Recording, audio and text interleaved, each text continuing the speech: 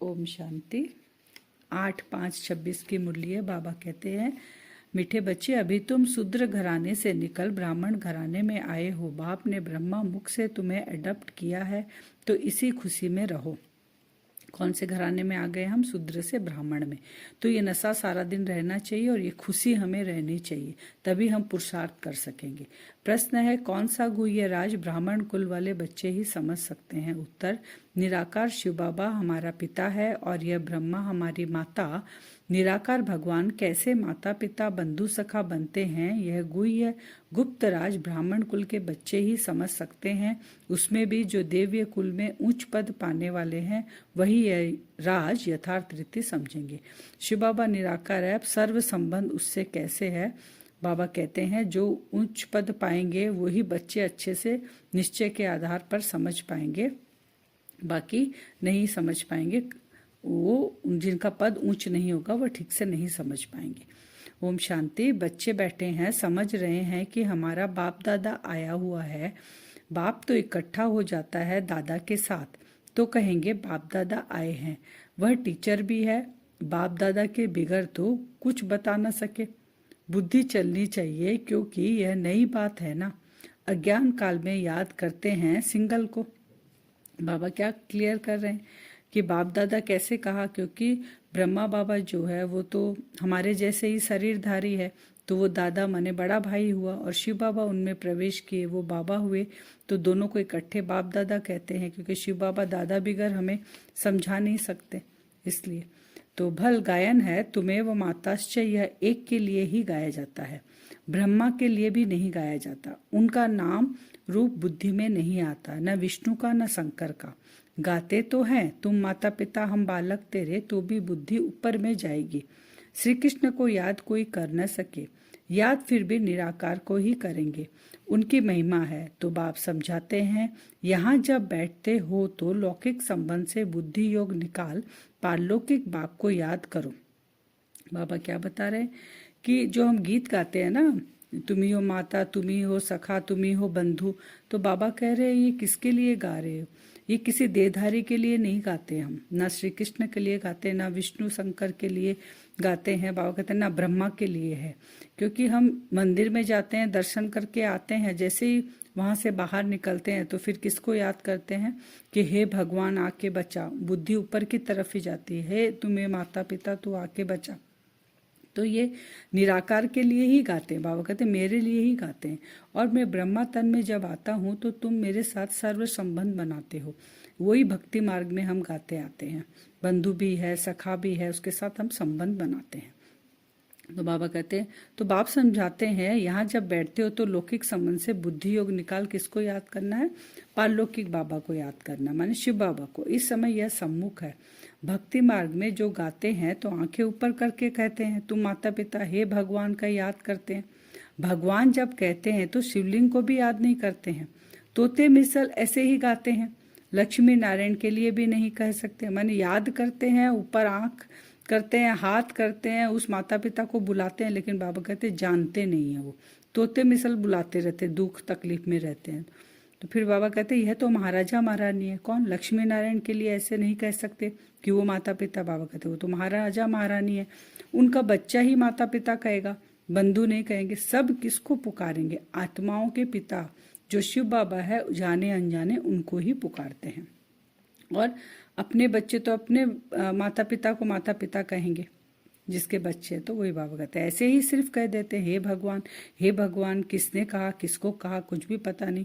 अगर यह ज्ञान होता मैं आत्मा हूँ, उनको बुलाता हूँ, तो यह समझे कि वह निराकार परमात्मा है, उनका रूप ही लिंग है। यथार्थ रीति कोई बाप को याद नहीं करते, उनसे प्राप्ति क्या होगी, कब होगी, यह कुछ भी नहीं जानते। तुम भी नहीं जानते, माने भगवान जरूर आया है, वो आत्माओं का पिता धरा पे जरूर आता है, तभी आत्मा में ये संस्कार नूद है। इसीलिए सभी आत्माएं, चाहे वो कैसी भी हो, छोटी बड़ी, कोई भी धर्म में, ये उसके संस्कार में है कि भगवान आता है। तो जब ज्यादा दुख तकलीफ होता है तो ऊपर की तरफ देखकर भगवान को बुलाते हैं, लेकिन जानते नहीं है। तो बाबा कहता मैं आता तो हूँ, तुम भी नहीं जानते थे, अभी तो बाप के बने हो, तुम जानते हो हमको शिव बाबा ने ब्रह्मा द्वारा अपना बच्चा बनाया। अब भगवान का आने का रास्ता क्या है? बाबा कहते हैं मैं निराकार हूँ, शरीर का आधार लेता हूँ, उसका नाम ब्रह्मा रखता हूँ, उससे तुम बच्चों को मैं अडॉप्ट करता हूँ। यह ब्रह्मा माँ है, इस ब्रह्मा माता द्वारा शिव बाबा ने अडॉप्ट किया। अब शिव बाबा ने हमको कैसे अडॉप्ट किया है? निराकार है तो ब्रह्मा तन में बाबा आए और उनसे बाबा हमको बच्चों को अडॉप्ट किया। वे बाबा कहते हैं आत्मा शरीर द्वारा पाठ बजाती है। भिन्न भिन्न नाम रूप देश काल से आत्मा एक शरीर छोड़ती है तो सारा परिवार ही बदल जाता है। अब हम इस शरीर में हैं आत्मा, तो जिस घर में हम रहते हैं वो संबंध में जिसके साथ हैं हमारे माता पिता भाई बहन, मेरी जाति मेरा कुल जो भी है, अब अगले बर्थ में आत्मा दूसरा सब कुछ उसको मिलेगा, नया घर नया परिवार नया कुल नया जाति। वही बाबा कहते हैं कोई अडॉप्ट करते हैं। फिर बाबा कहते हैं जो अनाथ है अगर कोई उसको अडॉप्ट कर लेता है, अडॉप्ट करते हैं तो उसका भी परिवार ही बदल जाता है। माता पिता जिसने जन्म लिया उनको भी जानते हैं, फिर जो अडॉप्ट करते हैं उनके घर का बन जाते हैं। यहाँ तुम शूद्र घराने से निकले, बाबा कितना अच्छे से क्लियर करें।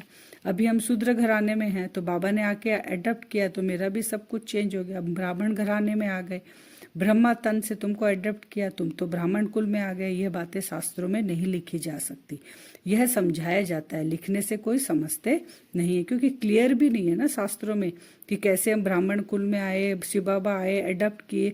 ये शास्त्रों में किसी को पता ही नहीं है, क्योंकि बाबा खुद आके खुद अपना परिचय देते हैं, हम बच्चों को समझाते हैं।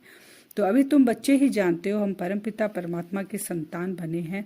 यह हो गई माँ, ब्रह्मा को प्रजापिता ही कहते हैं। इस द्वारा तुम बच्चों को अडॉप्ट करता हूँ। ये कितनी गुप्त बातें हैं, सिवाय सम्मुख के कोई समझ न सके। जितनी भी बातें बाबा समझा रहे हैं शब्द गुप्त बातें हैं, ये गुप्त राज शिव बाबा आके ही खोलते हैं।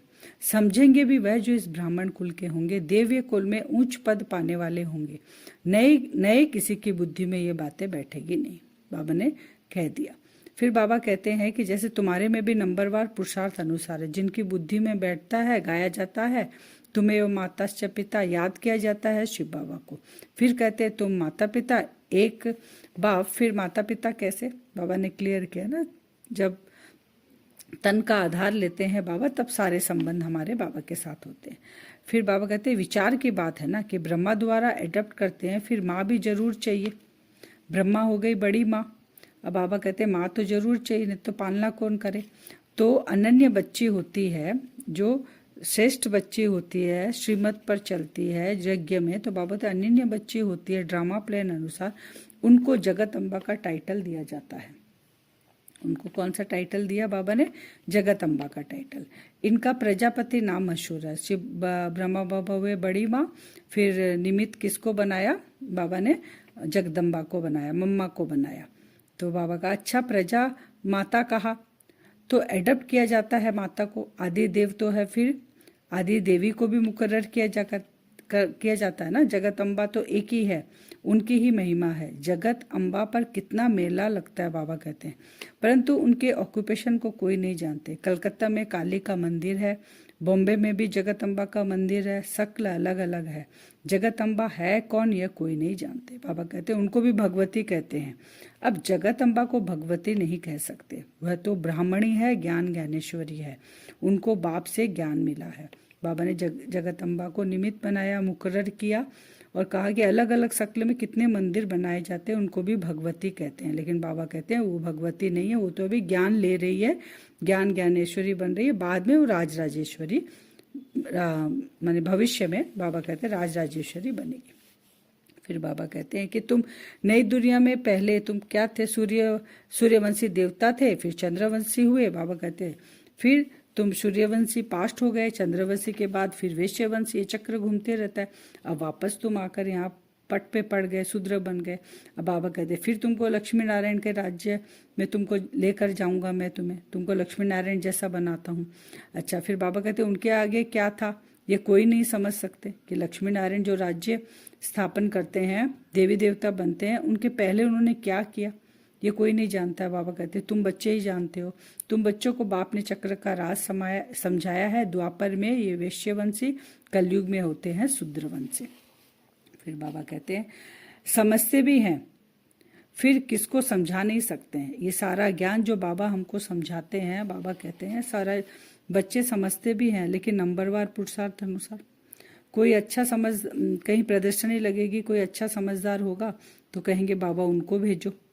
तो बाबा कहते हैं पद फिर नंबरवार ही मिलता है, तो फिर वहाँ बाबा को फिर उस हिसाब से भेजना पड़ता है। वही बाबा बता रहे हैं कि समझते भी हैं, फिर किसको समझा नहीं सकते, ये तो जरूर होगा। सब एक रस तो समझदार बन ना सके, समझदार भी चाहिए, बेसमझ भी चाहिए। बहुत समझदार तो जाकर राजा रानी बनेंगे।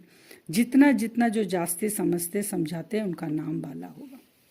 बाबा ने कह दिया। अब बाबा जब पुकारते तो उस समय बाबा किसको भेजते थे? अच्छा कुमार का है, मनोहर है, गंगे दादी है, इसमें से भी किसी को भेज दो। बच्चे तो ढेर है। फिर बाबा कहते जगदीश को भेज दो, रमेश को भेज दो, तुम भी समझते हो, एक दो से होशियार है। फिर बाबा एग्जाम्पल देके समझा रहे हैं, जैसे जज मजिस्ट्रेट होते हैं, एक दो से होशियार होते हैं। गवर्नमेंट जानती है, एक दो से होशियार है, तब तो केस एक दो के ऊपर है ना। फिर हाई कोर्ट में जाओ, फिर उनसे ऊपर, माने पद है ना ये, तो केस कैसे जाएगा? पद के अनुसार ही केस जाएगा। तो बाबा कहते हैं यहाँ भी बच्चे ऐसे बाबा के हैं जो किस टॉपिक पे अच्छा समझा सकते हैं, वैसे बाबा उनको भेजते हैं। बाबा कहते हैं उसने भी जजमेंट ठीक न दी तो फिर उसके ऊपर वाले के पास जाता है, फिर इनके ऊपर तुम रहम करो। फिर बाबा कहते हैं ऐसे जजमेंट देते हैं। तो अब यह सब बातें यहाँ होती है। बाबा कहते हैं सत्युग त्रेता में होती नहीं। फिर द्वापर में राजा रानी का राज्य होता है, वहाँ तो महाराजा महारानी ही केस संभालते हैं और किसी के हाथ में केस नहीं रहता, वहाँ संभालने वाला सत्युग त्रेता में। ये सब बाबा कलयुग की बातें बता रहे हैं, वहाँ संभालते हैं महाराजा और महारानी। तो लक्ष्मी नारायण ही बनते हैं वहाँ पे। बुद्धि कहती है आपस में मिल जाए, कौन क्रिश्चियन आपस में मिल जाए तो इसके मालिक बन जाए। बाबा कहते हैं राज्य करे, लेकिन बाबा कहते हैं ड्रामा में नहीं है, ये लॉ नहीं है कि वो आपस में मिल जाए।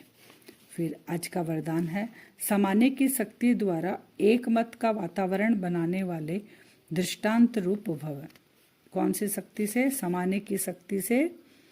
समाने की शक्ति से क्या होगा? एक मत होंगे, एक सभी की एक मत होगी, तब हम उस बातों को समाएंगे तो वातावरण का दृष्टांत रूप बन जाएगा। माने माला का बाबा मणका बोलते हैं ना, वो एक साथ एक माला में हम पिरोए जाएंगे जब सबकी एक मत होगी और एक दूसरे के संस्कारों को समाएंगे। विस्तार है, जो एक जैसे मणके हैं, एक की ही लगन, एक रस स्थिति में स्थित, एक की मत पर चलने वाले जो मणके हैं उनका वो किसके साथ रहते हैं? एक की लगन में रहते हैं, एक रस स्थिति में स्थित रहते हैं, एक की मत पर चलने वाले। आपस में संकल्पों में भी एक मत है। अब एक पिता के एक को ही सब याद करेंगे, एक रस लगन रहेगी तो मत भी एक ही होनी चाहिए।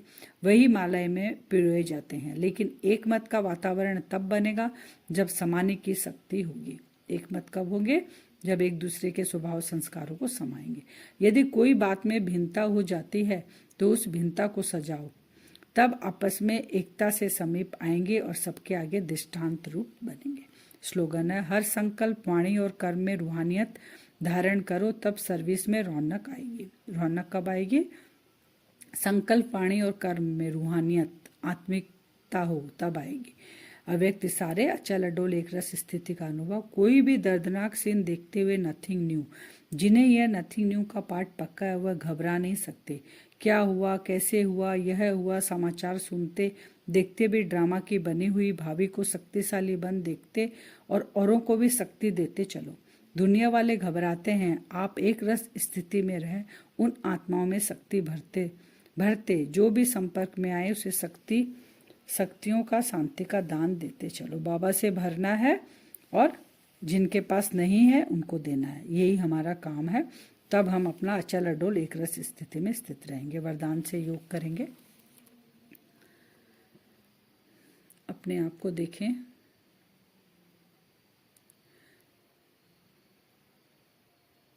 जहाँ बाबा की सेवा चल रही है, बहुत सारे मनुष्य आत्माएं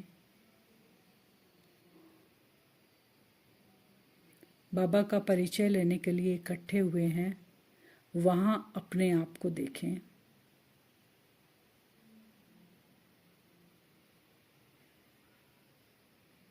सेवा स्थान में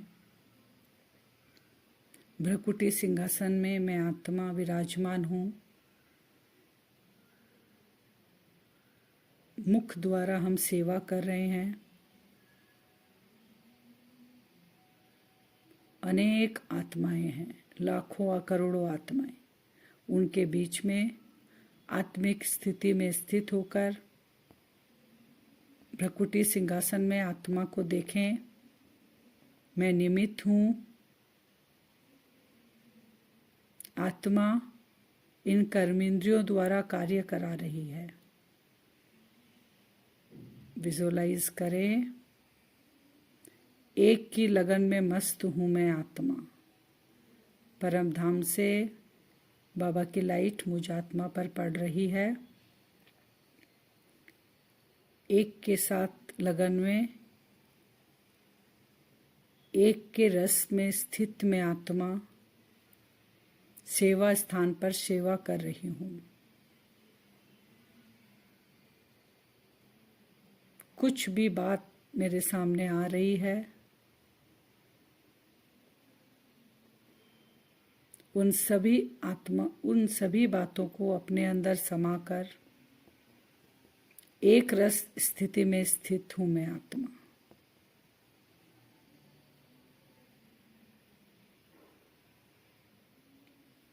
मनुष्य आत्माएं लाखों करोड़ों में बाबा का परिचय सुन रही है।